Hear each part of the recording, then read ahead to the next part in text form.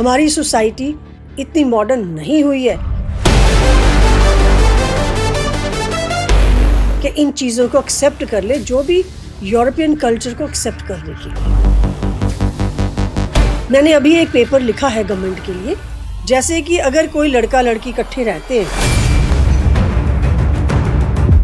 तो उसके लिए कोई कॉन्ट्रैक्ट होना चाहिए। नहीं, डोमेस्टिक वायलेंस जो है ना वो तो कॉमन है, किसी में भी हो जाए, चाहे वो गर्लफ्रेंड बॉयफ्रेंड में हो जाए, किसी में।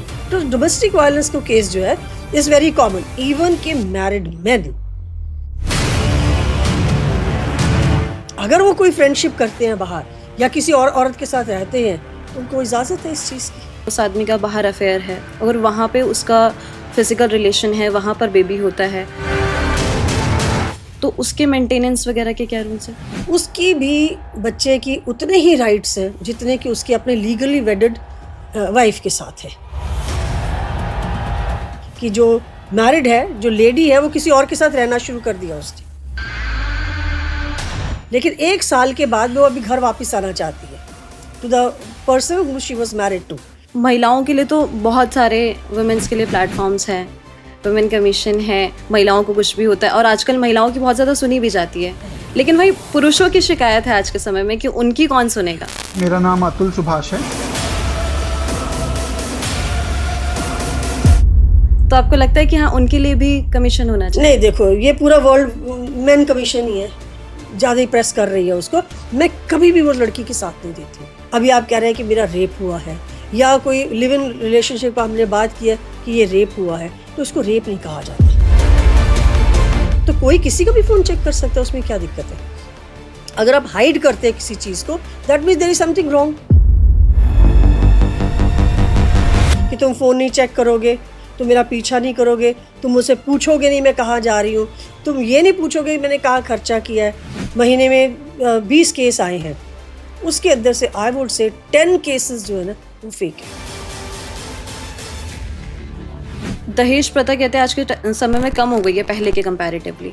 आजकल अगर आप देखें तो पंजाब की अगर हम बात करते हैं स्टेट की, मैक्सिमम डीसीज गर्ल्स है, मैक्सिमम। मेंटेनेंस और एलिमनी को लेके बहुत ज़्यादा हाइप बनी हुई है। डाइवोर्स के टाइम के बाद भी या उस टाइम पर जॉब करती है और वो डिमांड करती है कि मेरा इतना खर्चा इतना दिया जाएगा, वो नहीं दिया जाएगा। कि एल्डर्स के साथ वायलेंस एट होम ये दिन प्रतिदिन बढ़ती जा रही है। जब ये एल्डर्स आते हैं उनको भी बोलती हूँ कि जब तक आप हैं, आप कभी भी अपनी प्रॉपर्टी या अपने पैसे बच्चों के नाम पे नहीं करना है। नमस्कार, स्वागत है आप सभी का इवोक इंडिया पर। मैं हूं आपके साथ दीक्षा राठौर और आज का पॉडकास्ट खास तौर पर महिलाओं के लिए है, वो आवाज़ें जो अक्सर अनसुनी और अनकही रह जाती हैं। आज के पॉडकास्ट में हमारे साथ है पंजाब की वुमेन कमीशन की चेयरपर्सन राजलाली गिल जी, जिनसे हम महिलाओं से जुड़े तमाम मुद्दे और आज के समय में समाज में उठ रहे तमाम सवालों पर चर्चा करेंगे। बहुत बहुत स्वागत है मैम आपका इवोक इंडिया पर। Thank you. मैम, आज के समय में मॉडर्निटी की बहुत ज़्यादा बात की जाती है कि लोग मॉडर्न हो रहे हैं, लेकिन आपके पास डेली के बहुत सारे केसेस आते हैं, तो उनके अकॉर्डिंग आपको क्या लगता है कि महिलाओं के प्रति लोग मॉडर्न हो पाए हैं, सोच बदली है या फिर आज भी वही स्थिति है? देखिए, ऐसा है कि मैं हमेशा जो मॉडर्निटी की बात आती है तो इसके अंदर रिस्पॉन्सिबिलिटीज़ एंड राइट्स दोनों आते हैं, लेकिन जो अभी मैं ट्रेंड देख रही हूँ उसके अंदर आप हमेशा अपनी रिस्पॉन्सिबिलिटी को लेने के लिए नहीं तैयार है, लेकिन राइट्स लेने को तैयार हैं सारे। सो मेरे हिसाब से जो अभी चेंज हुआ भी है ये कोई इतना कोई ख़ास चेंज नहीं है। डेफिनेटली इक्वालिटी है, लोगों को लड़कियों को राइट्स भी मिले हैं, लेकिन वो राइट्स के साथ साथ कहीं ना कहीं ये जो है वो मर्ज हो गया कि वो अपनी रिस्पॉन्सिबिलिटी नहीं लेते हैं। तो जो मॉडर्निटी आई भी है तो इसका इतना कोई फ़ायदा नहीं हुआ है, इसका नुकसान ही ज़्यादा हुआ है। वुमेन कमीशन में आज के समय में सबसे ज़्यादा केसेस आपको किस तरह के देखने को मिलते हैं? हाँ, तो ये जब मॉडर्निटी की बात करते हैं ना तो सबसे ज़्यादा केसेस मेरे पे आ रहे हैं लिव इन रिलेशनशिप्स के। तो अभी सबको ये कहते हैं कि मेरे को मेरी ज़िंदगी जीने का हक है, मुझे गवर्नमेंट ने सब राइट्स दिए, मेरा संविधान मुझे ये सब राइट्स देता है कि हम कुछ भी किसी को भी चूज़ कर सकते हैं एज ए लाइफ पार्टनर। मगर इसका जो है बहुत ही नाजायज़ फ़ायदा उठाया जा रहा है दोनों तरफ से, लड़की की तरफ से भी और लड़के की तरफ से भी। कि लिव इन रिलेशनशिप शुरू हो जाता है कहीं ना कहीं किसी सोशल प्लेटफॉर्म पे आप लोग मिल जाते हो और सपने यही सुझाते हो कि हम 1-2 साल इकट्ठा रहेंगे, उसके बाद मैरिज होगी, फैमिली होंगे, बच्चे होंगे। होता बिल्कुल उलट है ज़्यादातर केसों में। कहीं कुछ कुछ होंगे जिसकी रियलिटी है ये, लेकिन जब ये 1 साल 6 महीना निकल जाता है तो वो लड़का कहीं और चला जाता है ये कह के कि मेरे को आपका जो है एटीट्यूड ठीक नहीं लग रहा और हमारा जेलिंग नहीं है प्रॉपर, और या मेरे पेरेंट्स नहीं मान रहे हैं मैं इसको शादी करूं। उसके बाद में लड़कियां मेरे पास आ जाती हैं कि लड़का तो छोड़ के चला गया, मेरी तो बहुत ही इज्जत भी मिट्टी में मिल गई, माँ बाप भी मुझे नहीं रख रहे हैं अपने घर में कि तुमने तो अपनी मर्ज़ी की थी। तो अब जो है वो लड़के को या तो आप बुलाओ, उसको ज़बरदस्ती उसको बोलो मेरे से शादी करे, और अगर नहीं कर रहा है तो उसके ऊपर रेप का पर्चा दर्ज कर दीजिए। लेकिन अकॉर्डिंग टू लॉ ये कुछ भी नहीं हो सकता है, ना तो रेप का पर्चा दर्ज हो सकता है, ना ही उसको ज़बरदस्ती आप शादी करवा सकते हैं। तो मैं यही कहती हूँ कि लिव इन रिलेशनशिप के 70% केसेस हैं मेरे पास।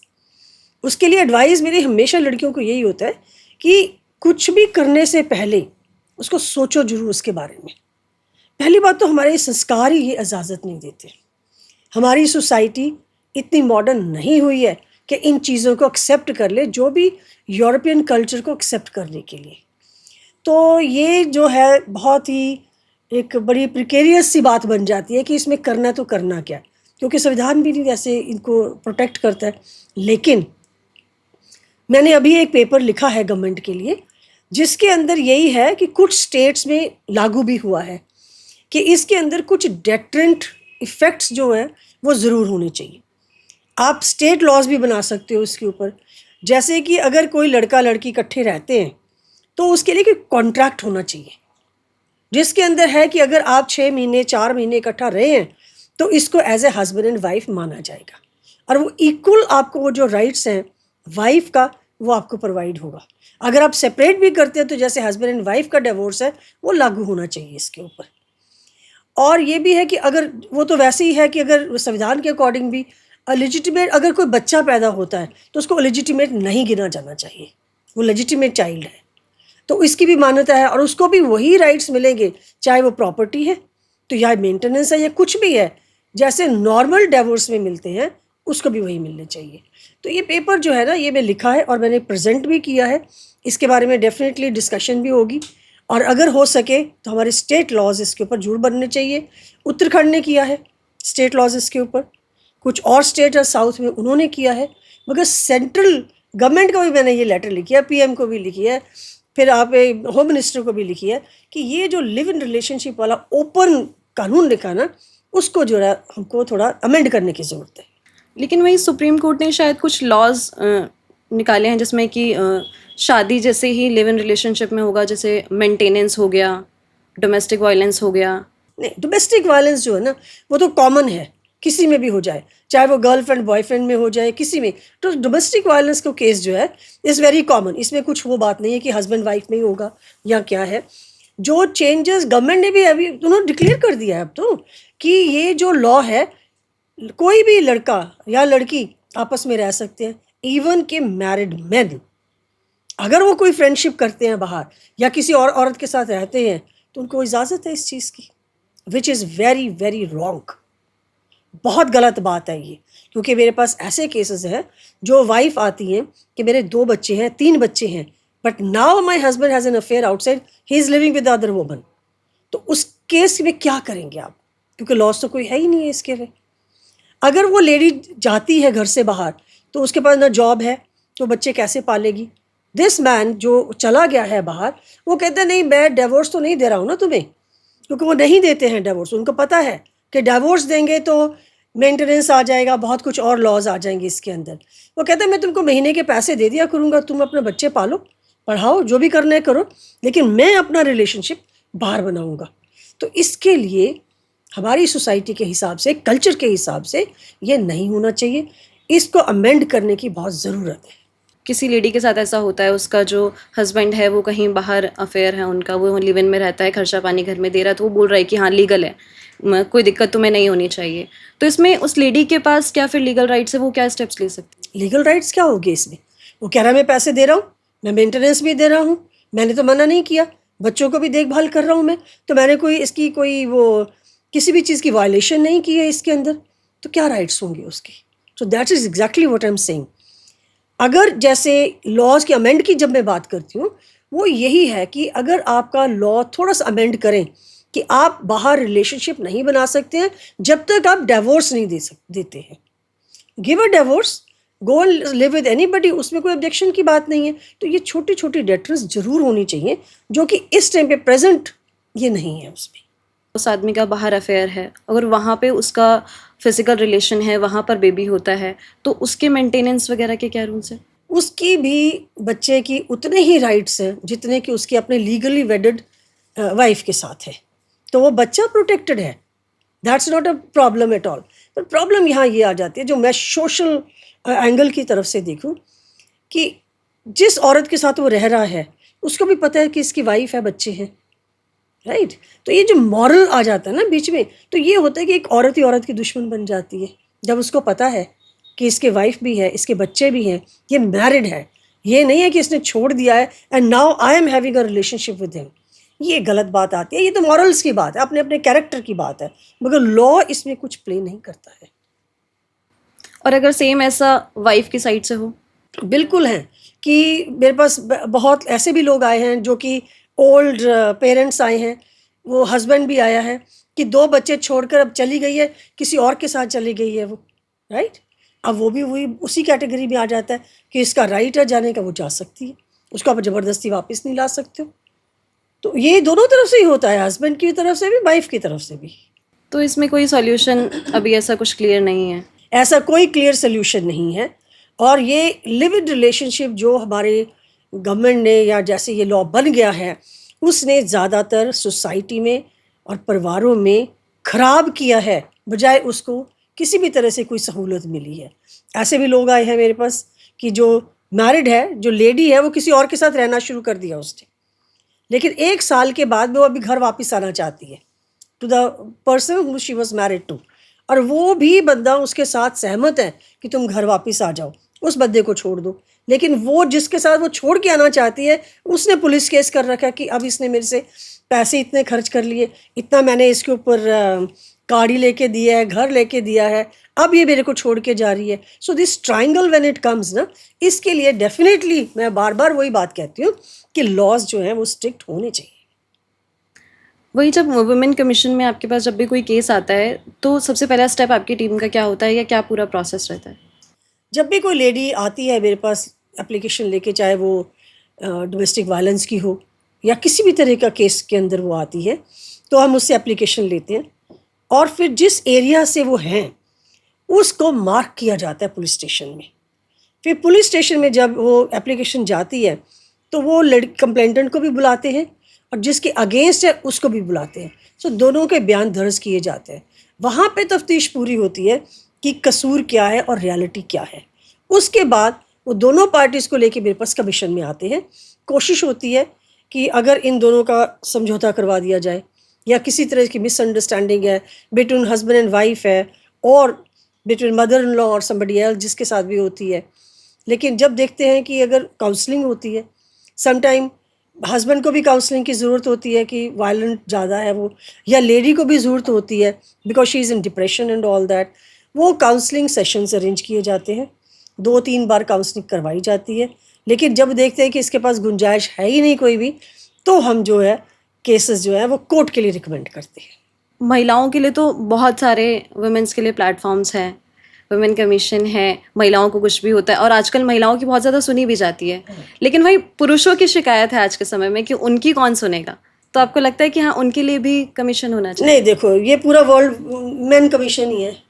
विमेन कमीशन तो छोटा सा एक पार्ट है उसका, बाकी तो it's all the entire thing is main commission only.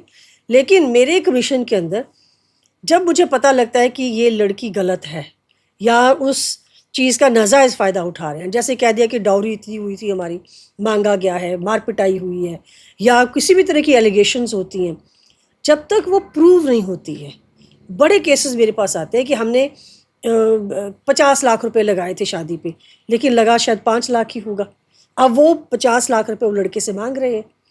तो जब तक पूरा प्रूव नहीं होता किसी चीज़ का, और वो इस चीज़ को अगर मार पिटाई भी हो तो उसका MLR नहीं कटा है, या पुलिस के अंदर उसकी कंप्लेंट नहीं गई है, और मुझे लगता है कि देखने में भी पता चल जाता है कि लड़की जो है वो थोड़ा लड़के के साथ थोड़ा ज़्यादा ही प्रेस कर रही है उसको, मैं कभी भी वो लड़की के साथ नहीं देती हूँ। क्योंकि आप अननेसेसरी एक लड़के को हैरेस कर रहे हैं। तो इस चीज़ के अंदर हम बिल्कुल नहीं आते हैं। लेकिन अगर ज़्यादा इंसिस्टेंस होती है कि नहीं मुझे तो डिवोर्स लेना है और इतना मेरा पैसा वापस दिलाइए, तो वो पैसा रिटर्न और एनीथिंग वो हम कमीशन में कभी नहीं करते हैं। ये केस फिर कोर्ट में ही जाता है। कोशिश तो होती है कि अगर म्यूचुअली हो जाए तो बहुत अच्छा है। अगर म्यूचुअली कई बार होता भी है कि लड़के वाले कहते हैं ठीक है जी, जो इनका खर्चा था हम इनको वापस दे देते हैं और हमको म्यूचुअल डिवोर्स चाहिए, ये भी होता है। लेकिन अगर गर्ल इंसिस्ट करती है कि नहीं मैं राइट हूँ, तो उस केस को कोर्ट में रेफर किया जाता है। आदमियों पे मतलब लड़कियां जो है झूठे रेप केस वगैरह लगा देती हैं, रेप केस लगा देती हैं, हिंसा का लगा देती हैं, तो उसमें वो कैसे प्रोटेक्ट कर सकते हैं, फिर खुद को कैसे प्रूव कर जो सकते हैं? देखो प्रूफ तो वही बात होती है, if you are married for so long, right. अभी आप कह रहे हैं कि मेरा रेप हुआ है, या कोई लिव इन रिलेशनशिप पर हमने बात की है कि ये रेप हुआ है, तो इसको रेप नहीं कहा जाता, इसको कंसेंशुअल कहा जाता है। ठीक है, तो कंसेंशुअल में तो कुछ होता नहीं है। हाँ, अगर किडनैप कर लिया है, उसको 3 दिन रखा है, 4 दिन रखा है, उसका शोषण हुआ है, उस केस के अंदर डेफिनेटली MLR उसको हॉस्पिटल एडमिट करवाया जाता है, पूरी मेडिकल का केस बनता है, और जब जांच आती है उसकी कि यस डेफिनेटली रेप है या क्या है, तो उसे वही धाराएं लगा के उसको उस पर पर्चा किया जाता है। और वहीं अगर कोई मैन जो है घरेलू हिंसा का या हाथापाई का मतलब ऐसे कुछ कंप्लेंट करे तो? नहीं, मेरे पास कंप्लेंट सिर्फ विमेन कमीशन है, तो विमेन आएंगी। लेकिन मुझे पता लगता है जब दोनों पार्टियों को बुला के कि नहीं ये लड़की है। अब जैसे रिसेंट केस था, एक लेडी है जो कि गुरदासपुर का केस है, सबने देखा होगा कि वो मदर इन लॉ को बहुत मारा पीटा है, और उसका जो ग्रैंडसन है उसी ने मूवी बनाई है कि मेरी मदर जो है वो बहुत शराब पीती हैं और उन्होंने मेरी दादी को भी मारा है और वो मेरे फादर को भी मारती हैं। तो उसने वो वीडियोस भी पेश की गई हैं। तो ऐसे जब केसेस होते हैं तो definitely the woman is at fault. ठीक है ना, उसको भी वही सख्त से सख्त सज़ा मिलनी चाहिए, चाहे वो आदमी है चाहे वो औरत है। अगर कोई वायलेंस होती है और वो प्रूव होती है, बातों से नहीं, अगर वो प्रूव होती है by proof and all that जब दिया जाता है, तो चाहे कोई भी हो उसमें हम डिफ्रेंशिएट नहीं करते हैं।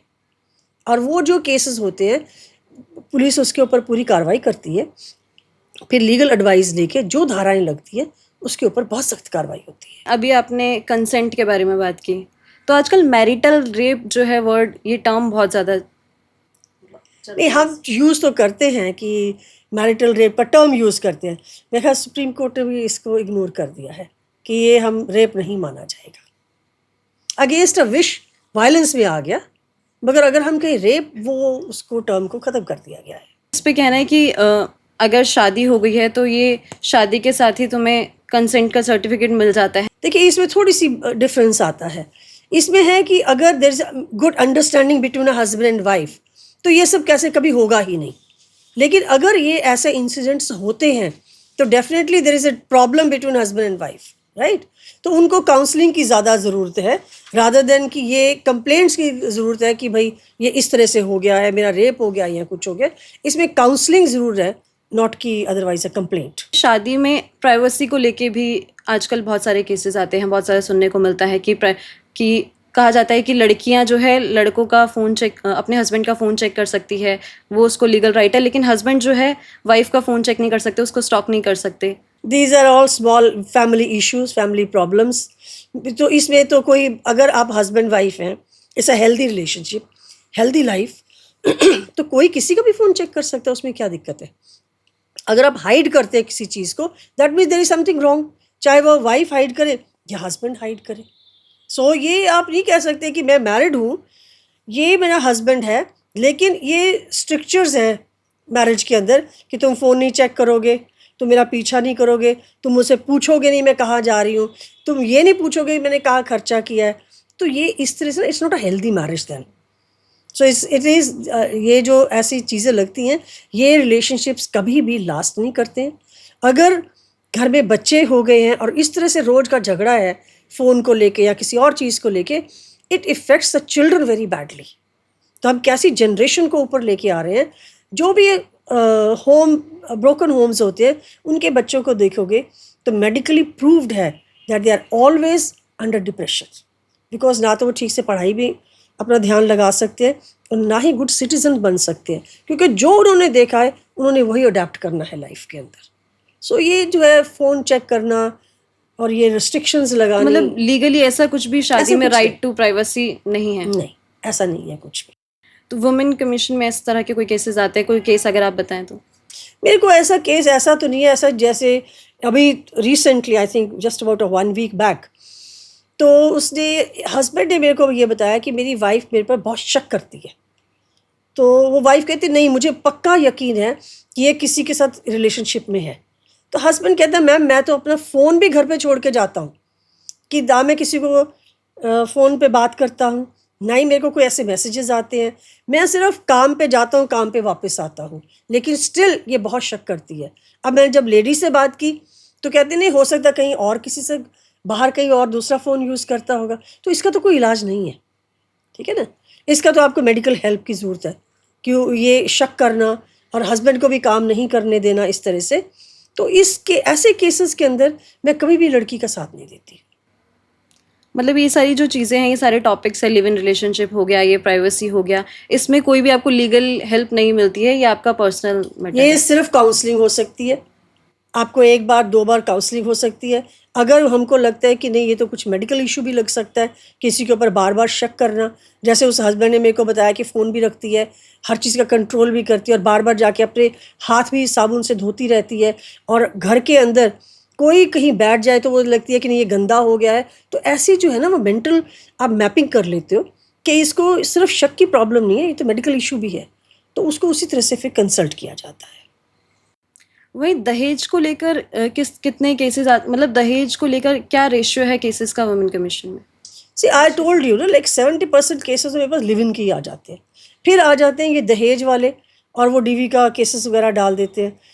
दहेज केसेस में रियलिटी जो है, अगर मेरे पास मान लो महीने में 20 केस आए हैं, उसके अंदर से आई वुड से 10 केसेस जो है ना वो फेक है, वो फेक है। और वो प्रूव ही नहीं कर पाते कि यस इन्होंने मांगा है। तो इसमें डायलॉग क्या चलता रहता है, नहीं जी इन्होंने मांगा था। तो वो ना तो प्रूव हो सकता है, ना ही वो आप उसको कह सकते हो कि जो जिसने मांगा है, ना वो कहते हैं हमने मांगा ही नहीं है। तो इन चीज़ों को प्रूव कैसे किया जाए। लेकिन आपको जब आप बात करते हैं फैमिली के साथ ना, दोनों में, तो आपको पता चल जाता है कि कहाँ तक ये बात सच है और कहाँ तक ये बात झूठ है। I would say out of 20, 10 cases are fake cases. दहेज प्रथा कहते हैं आज के समय में कम हो गई है पहले के कंपैरेटिवली। आपको लगता है ऐसा हुआ है? बिल्कुल है, बिल्कुल है। बिकॉज आजकल गर्ल्स में भी इक्वालिटी बहुत है, पढ़ी लिखी हैं, काम करते हैं। तो जब ये बात आती है कि लड़की पढ़ी लिखी है, वो अपना काम कर रही है, कमा रही है, तो जो बॉय के फैमिली के भी जो लोग पढ़े लिखे ही होते हैं, तो ये कभी बीच में नहीं आता कि ये दहेज मांगा गया है। ये नॉर्मल है इंडियन कल्चर के अंदर कि जब भी हम अपनी बेटी की शादी करते हैं तो ये बड़ी खुशी खुशी से पेरेंट्स उसको सब गिफ्ट्स देते हैं, ना कि किसी ने मांगा है। तो कुछ केसेस ज़रूर हैं जो कि कहते हैं कि इन्होंने डिमांड की है, पहले तो कुछ नहीं कहा था, एंगेजमेंट के बाद जब मैरिज की डेट फिक्स होगी तब इन्होंने बोला कि गाड़ी चाहिए। ऐसे कुछ केसेस ज़रूर है, लेकिन ऐसे केसेस को मानना कि इन्होंने मांगा है, तो इसके लिए प्रूफ करना बहुत ज़रूरी होता है।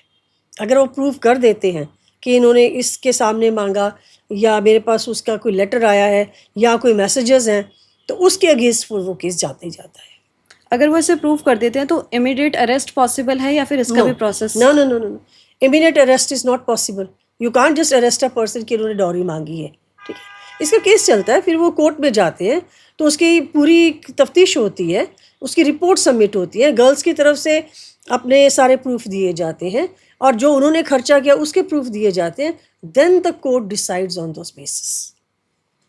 सिर्फ अरेंज मैरिज में दहेज के केसेस आते हैं कि लव मैरिज में भी देखने को मिलते हैं? लव मैरिज में भी बहुत आते हैं।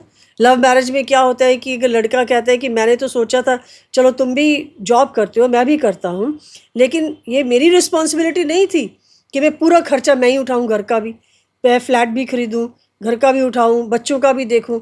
तो तुम्हारी भी रिस्पॉन्सिबिलिटी बनती है उतनी कि फैमिली के अंदर उतना कंट्रीब्यूट किया जाए। सो ही सेज कि अगर फ्लैट मैंने खरीदा है तो गाड़ी तुम खरीदो, अगर मैंने ये किया है तो तुम ये करो।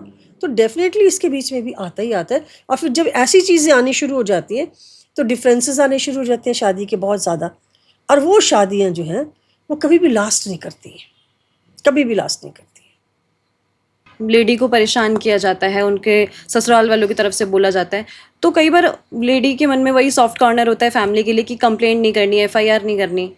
तो अगर वो एफआईआर नहीं करना चाहती, कंप्लेंट नहीं करना चाहती, लेकिन उस हैरेसमेंट को रोकना चाहती है, तो उसके लिए वो क्या करे? उसके लिए उसके हाँ, पास क्या कभी लीगल कभी राइट्स होता है ऐसे, गर्ल्स बड़ी अप्रोच करते हैं कि मैं पुलिस को नहीं बताना चाहती क्योंकि मैं नहीं चाहती कि मेरे पेरेंट्स इस चीज़ में दुखी हो।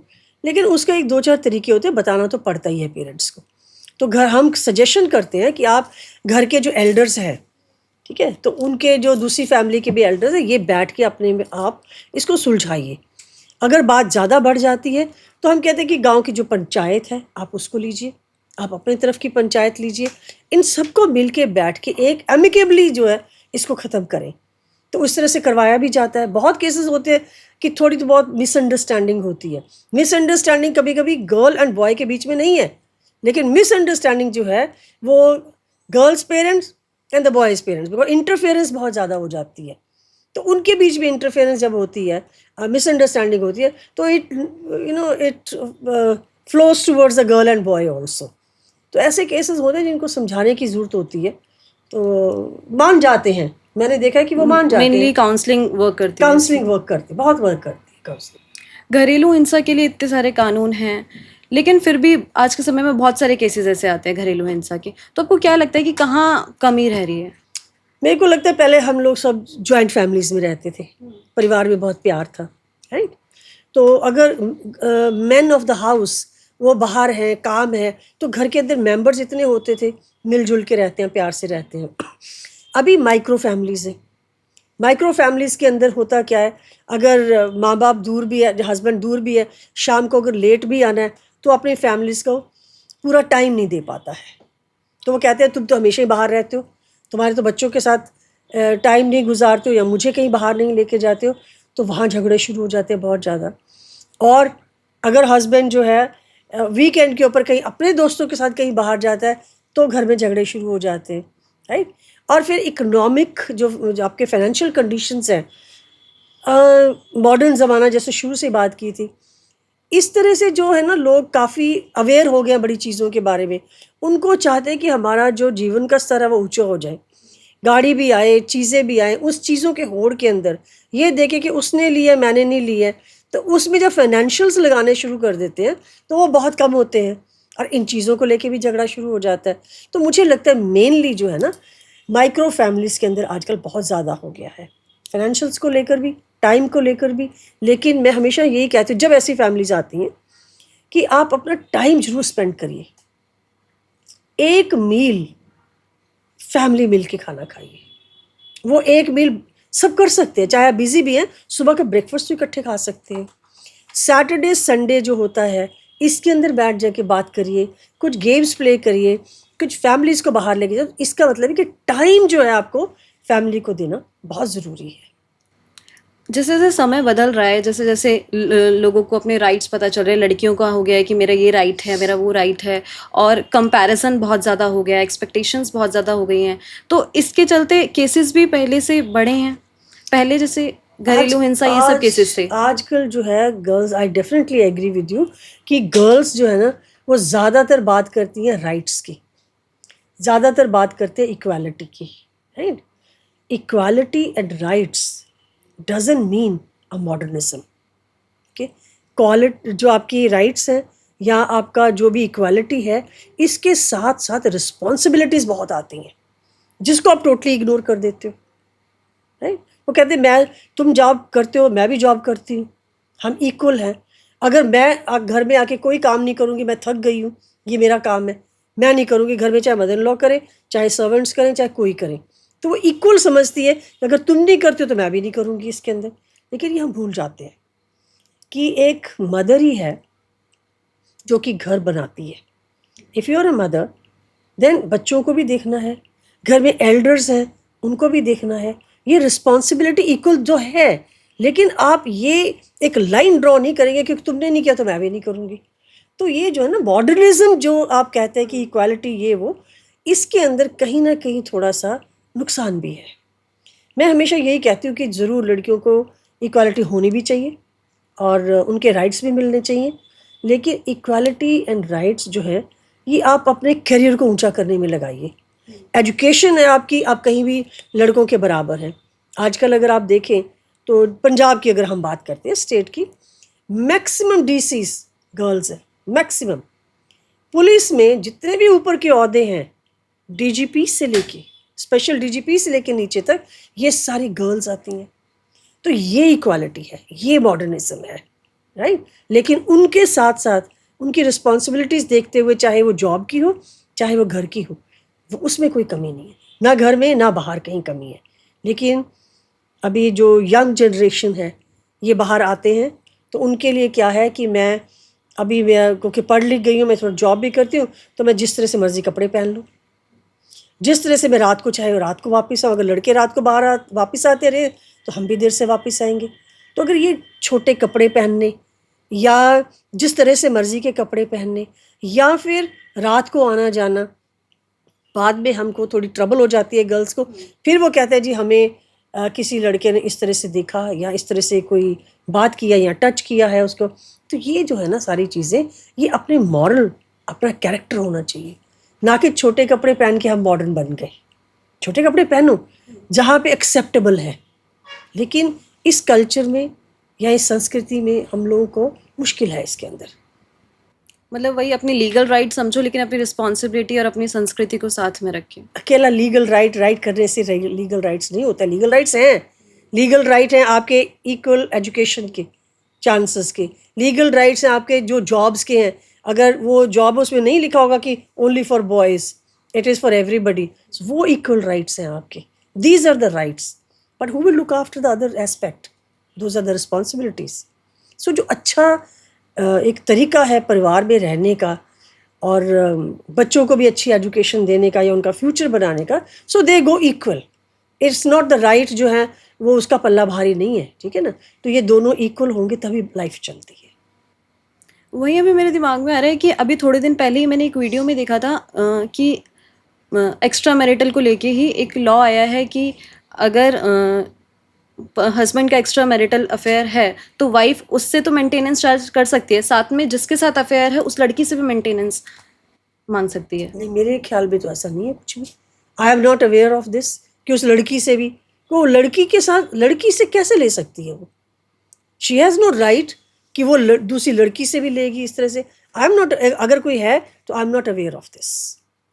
अगर ऐसा कुछ होता भी है तो आप क्या कहते हैं कि अगर ये सही है या फिर नहीं? बिल्कुल गलत है, बिल्कुल गलत है, क्योंकि she has nothing to do with that girl, she has to do with her husband, and the husband's responsibility is to look after her and look after the children. That lady has got nothing to do with it. Maintenance और alimony को लेके बहुत ज़्यादा hype बनी हुई है कि हाँ लड़कियां जो है मेंटेनेंस एलिमनी वगैरह बहुत ज़्यादा हाई डिमांड करती है, तो इस पर लीगल डेफिनेशन क्या है? देखिए, लीगल डेफिनेशन मैं आपको बताती हूँ। अगर एलिमनी की बात करते हैं, चाहे कोर्ट्स की भी ले लीजिए, अभी अब तो न्यू यही लॉ मतलब कॉन्सेप्ट्स आ रहे हैं कि अगर लड़की डाइवोर्स के टाइम के बाद भी या उस टाइम पर जॉब करती है और वो डिमांड करती है कि मेरा इतना खर्चा इतना दिया जाएगा, वो नहीं दिया जाएगा, वो ऐसा नहीं होगा। Law will see, court will see कि how much she needs, if she is earning और has she got married again, right. तो उन चीज़ों को देखते हुए एलिमनी को डिसाइड किया जाएगा, ना कि जितनी आप डिमांड करते हो उतना किया जाएगा। एलिमनी सिर्फ वाइफ जो है, सिर्फ पत्नी जो है वही ले सकती है या फिर पति भी इसके लिए डिमांड कर सकते हैं? नहीं, ओनली सिर्फ गर्ल जो है वो सिर्फ एक पति से उतना ही ले सकते हैं जितना वो उसको लगाएगा कोर्ट। डिमांड इसमें कुछ नहीं होता है, but the man's responsibility is कि अगर वो लड़की अपने इन लॉज के साथ ही रहती है लेकिन हस्बैंड चला गया है, उसने कहीं और मैरिज कर ली है, तो उसको maintenance for the parents also देना पड़ेगा। It's not only the wife, parents also. क्योंकि मैंने देखा अभी जो रिसेंट टाइम के अंदर जो एल्डर्स हैं वो बहुत सफ़र कर रहे हैं घर में। मेरे पास कमीशन में बड़े केसेस आते हैं कि हमारा लड़का छोड़ के चला गया है, मेरे पास अभी ग्रैंड किड्स हैं, वाइफ भी छोड़ के चली गई है कहीं, तो मैं क्या करूं, मेरे पास कोई पैसे नहीं है, कोई साधन नहीं है। इसमें भी कोर्ट जो है डिसाइड करता है कि उन दोनों को, अगर दोनों चले गए, they will contribute the money to the family so that वो बच्चों को पढ़ा सके और उनको मेंटेन कर सके। आज के समय में एल्डर्स जो है बहुत ज़्यादा सफ़र कर रहे हैं अपने बच्चों के साथ में, तो उसके किस तरह के कोई केसेस आपके पास आते हैं या फिर उसके लिए क्या आप कहना चाहेंगे? देखो बेटा, ऐसा है कि मेरे पास केसेस एल्डर्स के तो दिन में 2 या 3 आते हैं। और इसमें क्या होता है कि एल्डर्स इतने मतलब बूढ़े होते हैं बेचारे, ना तो वो अपने आप को मेडिकली अपने आप को हेल्प कर सकते हैं, और हर रोज़ वायलेंस होती है घर में। Violence in the hands of daughter in law, violence in the hands of children also. अब वो कहते हैं कि मेरे पास जो असेट्स थे, चाहे वो घर है या थोड़े बहुत पैसे थे बैंक के अंदर, ये अपने नाम पे ट्रांसफ़र कर लिया है। नाउ दे सेड कि we can not look after you, you just go away from the home. So she say मेरे पास कोई जगह नहीं है रहने के लिए या अपने आप को देखने के लिए, तो मैं हर रोज़ मार खाती हूँ। या जो फादर हैं उनके साथ बहुत वायलेंस होती है। मैंने बहुत केसेस इसको सॉल्व भी करवाया है। कई बार क्या होता है कि जैसे अगर उनके नाम की प्रॉपर्टी उन्होंने ट्रांसफ़र की होती है, तो हम एसडीएम साहब से या डीसी साहब के थ्रू वो प्रॉपर्टी जो है ना वो दोबारा उनके नाम पे कर देते हैं। और जो बच्चे हैं इनको लुक आफ्टर करना पड़ता है। और ये जो लॉ है इसका, एक तो legally they are bound to look after their parents, लेकिन मैंने ये देखा है कि एल्डर्स के साथ वायलेंस एट होम ये दिन प्रतिदिन बढ़ती जा रही है। और जो अगर हम देखते हैं पंजाब में भी आश्रम्स हैं ना जो बूढ़ों के लिए, ये बहुत बढ़ते जा रहे हैं। अगर इनकी तादाद बढ़ती है तो इसका मतलब ये है कि elders are not looked after by the children, तभी ये आश्रम बढ़ेंगे। ठीक है। और मैं हमेशा बड़े वीडियोस भी डालती हूँ, जब भी एल्डर्स आते हैं उनको भी बोलती हूँ कि जब तक आप हैं, आप कभी भी अपनी प्रॉपर्टी या अपने पैसे बच्चों के नाम पे नहीं करना है। उसके बाद तो उनको मिलना ही मिलना है। अब जो है, जब वो बच्चों को पता लगता है कि सारे असेट्स मेरे पास आ गए, अब उनको निकाल देते हैं। So this is the advice. And जो वायलेंस अगेंस्ट एल्डर्स है उसके ऊपर हम बहुत सख्ती से काम करते हैं। शादी करके भी जो है हस्बैंड वाइफ जो है अपने पेरेंट्स से अलग हो जाते हैं, इस तरह के भी बहुत सारे केसेस आपके पास तो आते हैं। ये तो अपने संस्कार होते हैं। जिन माँ बाप ने आपको बचपन से चलना सिखाया, पढ़ाया लिखाया, इस लायक है कि आज आप अपने पैरों पे खड़े हैं, काम कर रहे हैं, उन्हीं को आप ये कहते हो कि मैं जो है अभी तुमको नहीं लुक आफ्टर कर सकता, तुम यहाँ से निकल जाओ। और ये बड़े केसेस हैं। हमारे पास बड़े एनजीओज भी हैं जो कि इन एनजीओज में वो पेरेंट्स आ जाते हैं क्योंकि उनके पास कोई सहारा नहीं है रहने के लिए। अगर आप देखो जितने आश्रम हैं ये भरे हुए हैं। यहाँ पे मैं 2-4 आश्रम्स को मैं जाकर आई हूँ, उनके अंदर इतने पेरेंट्स हैं। ये नहीं है कि वो जो लो स्टेटा के हैं वही हैं, इतने बहुत ही रिच फैमिलीज़ के जो लोग हैं वो भी वहाँ रह रहे हैं। कोई डॉक्टर था, मैंने उनसे बात की तो कहते ठीक है, मैं डॉक्टर था, उम्र भर मैंने सेवा की है, लेकिन अब जो है क्योंकि मैं ओल्ड हो गया हूँ और मेरे बच्चे जो हैं बाहर चले गए हैं, 2 बेटे हैं, दोनों, एक ऑस्ट्रेलिया चला गया, एक यूके चला गया। There is nobody to look after me at home, so there is no option. अब ये बच्चे, अगर आप इतने पढ़ लिख के हो, जॉब कर रहे हो, इतनी अच्छी आपकी जॉब्स है, तो आप एक फादर को साथ क्यों नहीं लेके जा सकते या उनको प्रॉपरली लुक आफ्टर क्यों नहीं कर सकते? अगर आप ये कहते हो कि मैं बाहर नहीं ले जा सकता हूँ, तो यहाँ पे प्रॉपर उनकी केयर घर के अंदर कोई स्टाफ रख के, ऐसा नहीं होता है। सो ही सेज़ कि मैंने बेटों, जो मेरे बेटे बाहर गए भी हैं, वो कभी once in a month call कर लेते हैं। तो ये जो है ना कि बच्चों और एल्डर्स को लुक आफ्टर नहीं करते हैं, इसके लिए भी जो है लॉज हैं, स्ट्रिक्ट हैं कि आपको मेंटेनेंस देना होगा, आपको केयर प्रोवाइड करनी होगी उनकी। तो हम लोग कमीशन में भी इस चीज़ को बहुत सख्ती से लेते हैं। लॉस तो है लेकिन एप्लीकेबल अच्छे से नहीं हो पा रहे हैं लगे। वहीं एक जो सिटीज़ में लड़कियां रहती हैं वो तो बहुत अपडेटेड हैं, अच्छा खासा पढ़ लिख ली हैं, उनको अपने राइट्स पता हैं। लेकिन एक तरफ गांव में भी काफ़ी सारी लड़कियां हैं जिनको अपने राइट्स अच्छे से नहीं पता और वो अभी भी वो पहले वाली सिचुएशन को सफ़र कर रही हैं। उनके लिए आप लोग क्या करते हैं? हाँ, तो ऐसा है कि जैसे हम लोग कोर्ट्स लगाते हैं ना कमीशन के अंदर, जब वो पुलिस की इंक्वायरी कंप्लीट हो जाती है तो वो दोनों फैमिलीज़ को लेके यहाँ आते हैं, तो उसके अकॉर्डिंगली उनकी जो कोई केस कैसे सॉल्व करना है तो इधर ही करते हैं ऑफिस के अंदर। लेकिन बड़ी लड़कियां हैं जो मैसेजेस भेजती हैं लेडीज़ कि हम दूर रहते हैं, हम कमीशन ऑफिस तक नहीं पहुंच सकते हैं, तो या तो बच्चे छोटे हैं या कोई बहुत दूर है, मैं बस में नहीं आ सकती हूँ, तो हम लोग कमीशन की तरफ से डिस्ट्रिक्ट कोर्ट्स लगाते हैं। So we go to every district, वहाँ पे ओपन कोर्ट लगाया जिसको लोक अदालत भी बोलते हैं, वहाँ जाते हैं। उसके अंदर जो आसपास की जितने भी गांव होते हैं उनके केस वहीं पे सॉल्व होते हैं। उस लोकल अदालत के अंदर पुलिस प्रशासन होता है पूरा, जिस पुलिस जो केसेस होते हैं उनके लोकल SHOs उनके डीसीपीज, उनके एसपीज सभी वहीं होते हैं, और सिविल एडमिनिस्ट्रेशन की तरफ से भी जैसे एसडीएम साहब वगैरह होते हैं, ये सब उधर होते हैं। तो ऑन द स्पॉट वहाँ जाके वो केस को सॉल्व किया जाता है। और जाने से पहले 2-3 दिन पहले हम एक अनाउंसमेंट कर देते हैं, जो कि न्यूज़ पे भी आ जाता है कि अभी जो कोर्ट जो है वो इस डिस्ट्रिक्ट में लगेगा। तो बहुत लोग जो उन्होंने अभी एप्लीकेशन भी नहीं डाली है तो वॉक इन हो जाते हैं, वो भी वहाँ होते हैं। तो मैं इसमें बहुत विश्वास करती हूँ कि जो डिस्ट्रिक्ट कोर्ट्स है ना, ये बड़े इंपॉर्टेंट है। जो लोग आपके तक नहीं पहुँच सकते तो आप उनकी तरफ वहाँ पहुँचते हो, और जब यहाँ आते भी हैं तो हमको इंस्ट्रक्शंस पास करनी पड़ती हैं पुलिस के लिए कि ये कार्रवाई करनी है, ये कार्रवाई करनी है। उसके लिए थोड़ा टाइम भी लग जाता है बीच में, लेकिन जब डिस्ट्रिक्ट कोर्ट्स होते हैं ना, वो ऑन द स्पॉट्स क्योंकि सभी अवेलेबल होते हैं तो वो ज़्यादा है।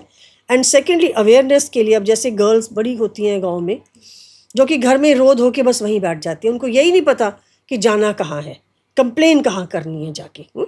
तो इसके लिए हम अवेयरनेस प्रोग्राम्स चलाते हैं कि आपके राइट्स क्या हैं, आप किसको अप्रोच कर सकते हो, किस नंबर पे फ़ोन कर सकते हो। तो ऑल नंबर्स एंड ऑल हम जहाँ अवेयरनेस प्रोग्राम जाके कॉलेजेस में लगाते हैं, स्कूल्स में लगाते हैं, गांव में जाके लगाते हैं, और उनको बताते हैं कि ये आपके राइट्स हैं। और उसके लिए एक पैम्फलेट्स होते हैं जिसके अंदर सारी डिटेलिंग लिखी होती है, तो वो भी हम उनको डिस्ट्रीब्यूट करवाते हैं। और कोशिश यही होती है कि सबका जो है वो हेल्प वहीं पर हो जाए। नहीं भी होती है तो वो कॉल कर सकती हैं, ईमेल भेजती हैं। मेरा पर्सनल नंबर सबके पास होता है व्हाट्सएप, तो मेरे को व्हाट्सएप कर देती है। तो जो केसेस हैं इसी तरह से वहाँ तक भी अप्रोच की जाती है, जहाँ से कि अब जैसे मैं लास्ट टाइम गई थी बॉर्डर एरिया पे, फाजिल्का के बिल्कुल बॉर्डर एरिया पे, hardly 500-800 metres away is the border, right. तो वो जो लोग हैं वहाँ के, उनको यही नहीं पता जाना कहाँ है। मैंने बड़े लोग ऐसे देखे जी, बस में, कहाँ बस में जाना है कुछ नहीं मालूम। तो वहाँ पे भी हमने जाके अवेयरनेस प्रोग्राम्स किए, कोर्ट्स भी लगाए और प्रॉब्लम भी सॉल्व की। जैसे आपने बोला कुछ लड़कियां होती हैं वही कि घर में ही रो धो के चुप हो जाती हैं, तो जैसे आजकल सोशल मीडिया बढ़ा है तो ब्लैकमेलिंग भी काफ़ी ज़्यादा बढ़ गई है। पर्सनल फोटोज़ को लेके ब्लैकमेल किया जाता है, तो इसके लिए लड़की देखिए, को इसके लिए तो ये साइबर लॉज होने चाहिए, स्ट्रिक्ट साइबर लॉज की बहुत ज़रूरत है। अब जैसे पिछले आपने देखा भी होगा कि कुछ रील्स हैं जो ऑब्जेक्शनेबल होती हैं, गर्ल्स लोड करती हैं, राइट। ये होता है कि जितने व्यूज़ होंगे उतना पैसा ज़्यादा कमाया जाता है। पर ये जो है ना न्यूडिटी एंड ऑल दैट, इसमें वैसे भी काफ़ी रिस्ट्रिक्शंस हैं हमारे पास ऑलरेडी। इंटरनेट पे जैसे ब्लू फिल्म्स एंड ऑल उसको लगा, फिर हथियारों के ऊपर लगा, बैन लगा। इसी तरह से अब जो ये है कि इस तरह से रील्स वगैरह ना डलें, और ये जो हमारा सोशल फैब्रिक है ये स्पॉइल ना हो, इसके साइबर लॉज हैं जो कि हो भी रहे हैं और स्ट्रिक्ट भी हैं अभी इस टाइम पर। तो ये इस तरह से हम उसकी रोकथाम भी कर देते हैं काफ़ी, और गर्ल्स को समझाया भी जाता है कि आपकी डिग्निटी, आपका कैरेक्टर ये ज़िंदगी में बहुत काम आता है, इसका स्तर ऊपर करिए, ना कि थोड़े से पैसे कमाने के लिए इस तरह से अश्लीलता फैलाइए। जैसे अगर किसी लड़की को ऐसे ब्लैकमेल किया जाता है उसकी फ़ोटोज़ को लेके या कुछ भी, तो उसको सबसे पहले क्या स्टेप्स लेने चाहिए, या वुमेन कमीशन उसकी किस तरह से हेल्प कर सकता है? देखिए, पहली बात तो ये होती है, मैं कहती हूँ आपकी फ़ोटोज़ आई क्यों ऐसे। अगर आपने कहा कि कॉम्प्रोमाइज पोजीशन में मेरी फ़ोटोज़ वायरल की हैं, मगर वो क्यों हुआ ये सब कुछ, राइट। कि उस पहले तो वहीं रुको ना आप। लेकिन अगर हो भी जाता है किसी तरह से कि चलो मेरा रिलेशनशिप था, तो उसको अब साइबर सेल में भेजते हैं, वहाँ से उनका आईपी एड्रेस से वो सब पिकअप की जाती हैं प्रॉब्लम्स, और उस जो भी कोई कर रहा है उसको एप्रीहेंड किया जाता है। इसके लिए पंजाब कमीशन में कोई इमीडिएट हेल्प या फिर कोई कांटेक्ट नंबर है जिस पे डायरेक्ट कंप्लेंट कर? मैं आपको बताती हूँ, मेरे पास कमीशन के नंबर इंटरनेट पे चलते रहते हैं। मेरे फेसबुक के ऊपर देखेंगे, वहाँ पे भी ये नंबर्स चलते रहते हैं। मेरा पर्सनल नंबर है, वो भी मैं सबको देती हूँ। पर मैं एक और चीज़ रिक्वेस्ट करना चाहती हूँ, जो भी मैं देख रही हूँ कि मेरे को बहुत मैसेज 1000 मैसेजेस आते हैं इन अ डे, और उसके अंदर बहुत लोग, लड़कियां हैं या लेडीज़ हैं, वो लिख देती हैं जी ये मेरा नंबर है, कॉल करिए, मैं बहुत प्रॉब्लम में हूँ, मुझे कॉल करिए। ये सबसे गलत बात है। उसी के नीचे मैं जब वो देखती हूँ कि लिखा है, उसी के नीचे 5-6 रिप्लाईज होती हैं। कोई लड़का है या कोई भी जेंटलमैन वो लिख रहा है, नहीं मेरे को कांटेक्ट करो, मैं करता हूँ। तो ये एक गलत हाथों में आपका नंबर आता है। फिर आपकी कंप्लेंट्स आती हैं जी मेरे को कोई बहुत ज़्यादा तंग कर रहा है। मैं हमेशा कहती हूँ पर्सनल नंबर्स कभी भी फेसबुक के ऊपर मेरे मत डालिए। आपके पास मेरे सारे इंटरनेट के ईमेल्स हैं, ऑफिस के नंबर्स हैं, मेरा पर्सनल नंबर है। मेरा पर्सनल नंबर 24/7 रहता है ऑन। आप हमेशा कभी भी मुझे रात को भी दिन में भी कॉल कर सकते हैं। मुझे बहुत कॉल्स आती हैं रात को सुबह 1:30 बजे, रात को 11 बजे कि मेरे साथ ये प्रॉब्लम हुई है, and we solve that problem. ऐसे केसेस में लड़कियों के पेरेंट्स को बिना इन्वॉल्व किए कमीशन उनको असिस्ट कर सकता है? अगर लड़कियां, अब जैसे बड़ी लड़कियां होती है कि मेरे पेरेंट्स को बताना ही नहीं है, मैंने नहीं बताना ये बात, कोशिश तो होती है कि सीक्रेसी रखी जाए। लेकिन कुछ केसेस है, अब जैसे मेरे पास एक लड़की आई है कुछ दिन पहले कि मेरे को रहने के लिए कोई जगह नहीं है, शी इज़ एजुकेटेड गर्ल, कि मेरे पास रहने को कोई जगह नहीं है, मेरे हस्बैंड ने मुझे छोड़ दिया है, पेरेंट्स मेरे पास बात नहीं करना चाहते और मैं किसी को इन्वॉल्व भी नहीं करना चाहती, मेरी हेल्प करिए। तो हमने उसको वन स्टॉप सेंटर है, वहाँ पे आप 5 दिन से लेके 10 दिन तक रह सकते हैं, कि वहाँ पे चलिए आपको रिलीफ देते हैं, कि सेफ स्पॉट देते हैं, वहाँ पे आप रहिए। लेकिन उनको देखने से या उनकी स्टोरी सुनने से पता लग जाता है कि ये कहीं ना कहीं तो कुछ गड़बड़ है। अब अकेली लड़की, she is 26-25 year old girl and she is roaming around like this, उसके पास अपना कुछ व्हीकल है, एक्टिवा है या कोई गाड़ी है या कुछ है, उसको लेके जब हम उधर भेजते हैं वन स्टॉप सेंटर, तो वहाँ भी नहीं रहना चाहते। तो ऐसे ही केस में मेरे पास था उसके पेरेंट्स का नंबर, तो जब मैंने उनके पेरेंट्स को डायल किया, उनको बताया कि देखिए आपकी बेटी ऐसे सड़कों पे दर दर भटक रही है, तो ये वो कहते हैं कि ये बिल्कुल गलत है, ये लड़की, इसके पास फ्लैट भी है, इसके पास पैसे भी हैं और ये सिर्फ तंग करना चाहती है। तो इन ऐसे केसेस में हम डेफिनेटली पेरेंट्स को इन्वॉल्व करते हैं। जैसे आपके पास डेली के केसेस आते हैं, उनके अकॉर्डिंग पंजाब की महिलाओं को की स्थिति को देखते हुए अगर आपको कोई नया लॉ बनाना हो या फिर किसी में कोई चेंज करना हो तो वो क्या होगा? Change definitely in the living relationships, वो होना ही चाहिए, क्योंकि मैं इस चीज़ के बिल्कुल खिलाफ ही हूँ तकरीबन। और जब इनके मतलब इनको सेफ गार्ड करने के लिए कुछ आप बस कॉन्ट्रैक्ट बनाइए, कुछ डेटरेंट्स लगाइए इसके ऊपर। सेकेंड इज साइबर सेल जो है, इसके जो है लॉस थोड़े से बदली होने चाहिए। एंड बाकी मेरी सिर्फ एक मैसेज होता है लड़कियों के लिए, वो यही है कि अपनी इक्वालिटी का पूरा फ़ायदा उठाइए, in the education, in the sports, in the job, everywhere, मगर रिस्पॉन्सिबिलिटीज़ कभी ना भूलिए आप, और एक मॉरल कैरेक्टर जो है वो बहुत स्ट्रॉन्ग करिए इसमें। Second message is always for the elders, कि कभी भी आप अपने होते रहते हुए अपने असेट्स को जो है वो किसी बच्चे को इस तरह से पूरे ना दीजिए बिल्कुल भी। एंड थर्डली, जो लड़कियां काम करती हैं, ऑफिसेस में हैं, किसी भी प्रोफेशन में काम करती हैं, तो वहाँ पे जो जॉब पे सेक्सुअल हैरेसमेंट होती है, उस चीज़ को छुपाइए मत, कभी भी नहीं छुपाना।